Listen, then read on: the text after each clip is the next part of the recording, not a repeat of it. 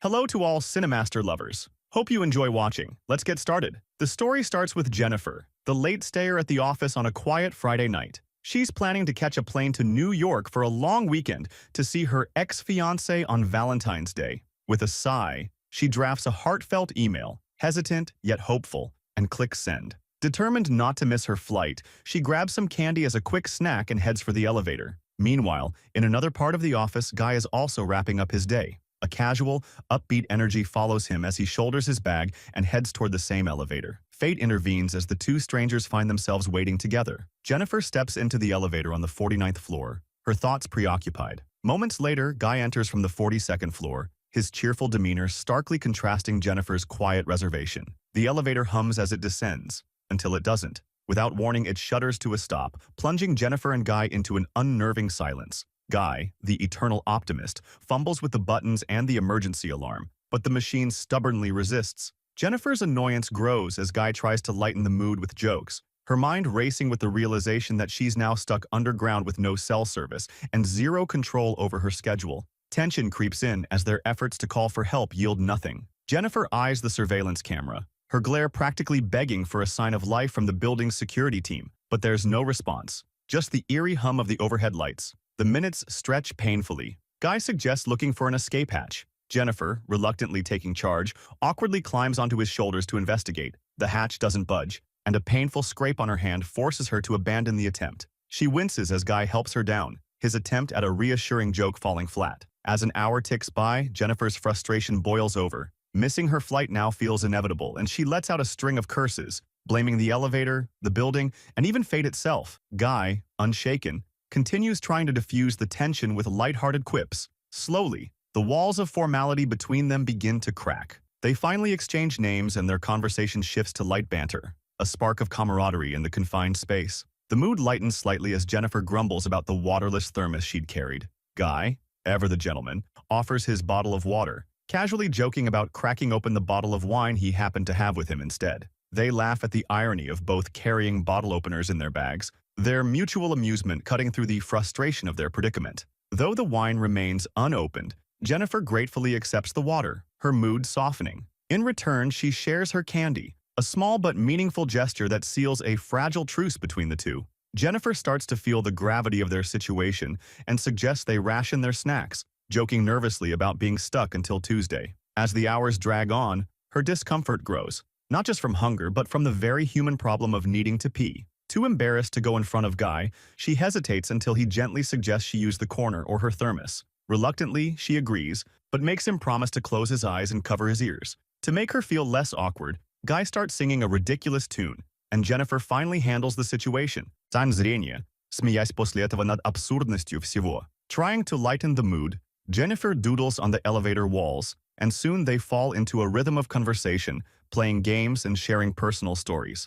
Guy reveals he's a workaholic, with no one waiting for him, a sentiment Jennifer can relate to. She opens up about her trip to New York, admitting it was meant to surprise her ex, though she's unsure if he even wanted her to come. Their vulnerability deepens their connection, and Guy decides it's the perfect time to crack open the wine. They toast to being alive, their laughter echoing in the confined space. The mood grows lighter as they begin drawing each other. Jennifer giggles at Guy's overly serious attempt at her portrait, while her own caricature of him is hilariously unflattering. She apologizes, snapping a picture of his drawing and teasingly promising to make it her profile photo, if they survive. Their growing closeness is interrupted only by their gnawing hunger. She asks him to change the subject. He suggests different topics, and she picks talking about making love. She gets up, turns her camera on him, and asks about the dirtiest place he's made love. The guy's a little shy, so she shares her story first. Jennifer tells him about one of her ex-boyfriends in college and the time they slept together in a library. When it's the guy's turn, he still doesn't feel like sharing his story because he doesn't think he has an interesting one. Jennifer tells him to make one up. So, the guy tells a story about a hot girl who wanted to be with him during a work picnic. He says that they got drunk, got in the car, and she began to undress while he was driving. Guy gets weird and uncomfortable again, telling Jennifer that he got aroused and had to stop. He apologizes because he thinks he crossed a line, but she says that it's cool. Guy approaches her awkwardly and kisses her, then begins to undress her. They make love in the elevator. After, Guy tells her that he could fall in love with her. "You are amazing. I could fall in love with you." But she gets away from him. Jennifer tells him that she wants to get back together with her ex. That was the reason why she wanted to go to New York and surprise him, to patch things up and make everything better. Jennifer tries to keep her cool and makes it clear to Guy that while their time together has been fun, she doesn't see it going beyond this moment. She explains that her feelings for her ex are still strong and that what they had was real. Guy looks hurt but tries to argue that they've formed a connection, something genuine, and that her ex doesn't deserve her. This only frustrates Jennifer more because she knows how she feels. She snaps at him, saying that once they're out of the elevator, their lives will go back to normal, and they'll never see each other again. Guy refuses to back down, insisting they're meant to be together. His desperation starts to show and he begins to cry, overwhelmed by the rejection and isolation. Jennifer feels a strange tension in the air as something inside him seems to shift. Suddenly, his demeanor changes, and he starts telling her the truth she wasn't ready for. Guy admits he lied about who he was, even about his name. He tells her his real name is John, and that he didn't just casually notice her before. They worked in the same building, and he saw her every single day. The man tells her that he didn't just notice her, but that he actually saw her every single day at work. He takes out his phone and shows Jennifer's security photos he has on it, of her listing out the times and dates. When it was the guy even has a video of her getting into the elevator that night. Jennifer is afraid he tells her that he's actually the building's security guard and gets angry when he explains that no one ever notices people like him. She didn't even recognize him. Even though he works at the front desk, he thinks that he knows her more than her ex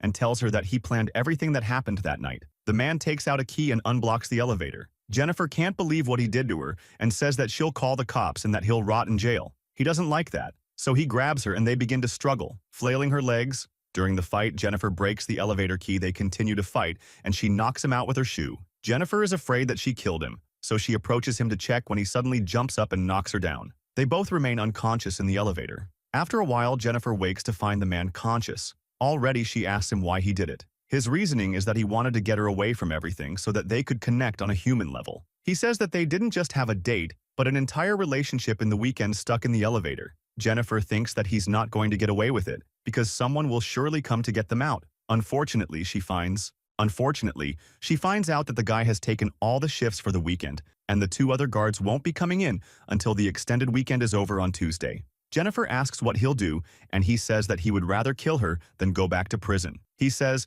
that he never forced her to do anything, but Jennifer tells him that he kidnapped her. That sends him into a rage spiral. When he calms down, he opens the present that Jennifer had bought for her ex-fiancé. He finds a shirt and a box in the bag. The guy puts the shirt on and tells Jennifer to open the rest of the present. Jennifer opens the box to reveal cigars, complete with the necessary tools like the cigar scissors and lighter. He lights a cigar and taunts Jennifer further, even saying that she could have gotten her ex back with all the nice gifts in a gust of irony. He wishes her a happy Valentine's Day. Sometime later, the guy apologizes to Jennifer for scaring her and asks her if they can reconcile. He asks for another chance and tells her that she doesn't have to answer right away. But to think about it, the guy comments on the travel ad that's playing in the elevator, saying that the people in the video look happy together. He tells Jennifer that he'll take her to the resort from the ad. One day, he's bothered by the neon light in the elevator that isn't working, so he breaks it with Jennifer's thermos. The guy realizes that the light bulbs under the ceiling panels must get replaced sometime. He thinks that he can get that panel off and get out of the elevator, though there as he breaks it open.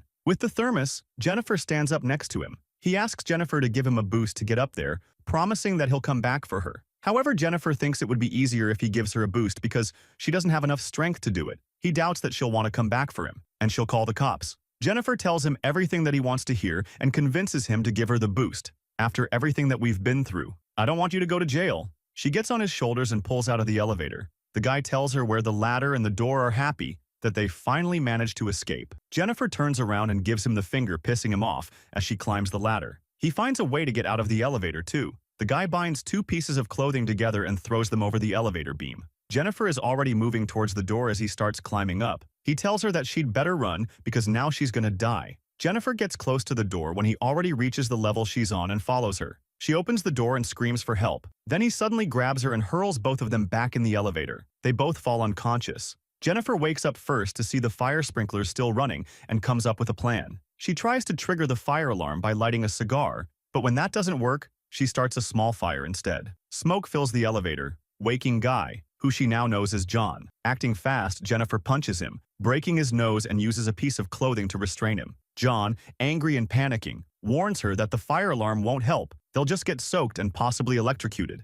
Jennifer doesn't back down. She threatens him, forcing him to confess to everything he's done. She turns on her camera and records herself explaining what she knows, then points it at John, demanding answers. Under pressure, John reveals his real name, John Deacons. He admits that he trapped her in the elevator on purpose. On Friday, while she wasn't looking, he used his key to stop it. He even etched their drawings on the wall earlier to make it seem more casual. Jennifer makes him confess to the camera that he kidnapped her, recounting how he hit her head and threw her against the wall during their earlier struggle. When Jennifer asks why, John says he just wanted a date with her, believing she would have rejected him otherwise. He opens up about his past, saying he was once a successful accountant at a big firm. His story about the girl in the car was true, but the ending was darker. He missed an exit, drove into a ravine, and the car flipped 7 times. The girl died on impact, but he served only 6 months in jail thanks to his money and connections. Afterward, the only job he could get was as a security guard. Jennifer asks why he chose her.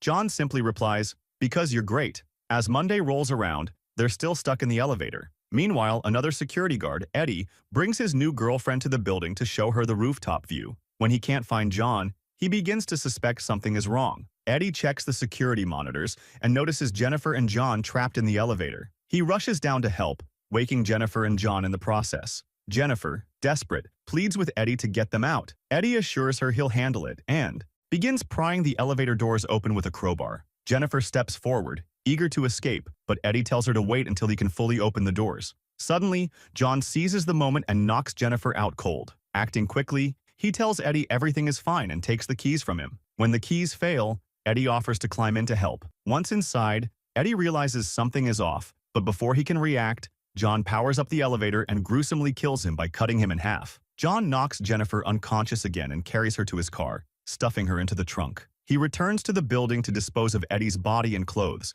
cleaning up meticulously. John then deletes all footage from the security cameras to cover his tracks. Unfortunately for Eddie's girlfriend, she wakes up and stumbles upon John's dark plans. Without hesitation, John kills her too and drops her body into the elevator shaft. With his grim tasks done, John drives Jennifer to a remote location, planning to finish what he started. He pours gasoline into a dumpster, preparing to burn her body. Before opening the trunk, John speaks softly, saying he still likes her and wishes things had worked out differently. But Jennifer has a plan. She pretends to be dead. When John turns his back to focus on the dumpster, Jennifer strikes him over the head, steals his car, and speeds off. At a safe distance, Jennifer notices the lit cigar in the car tray. She slams the car into reverse, ramming John and sending him into the dumpster. Calmly stepping out, Jennifer relights the cigar, flicks it into the gasoline-soaked dumpster, and walks away as John is engulfed in flames. Thank you for watching. Don't forget to subscribe and we'll see you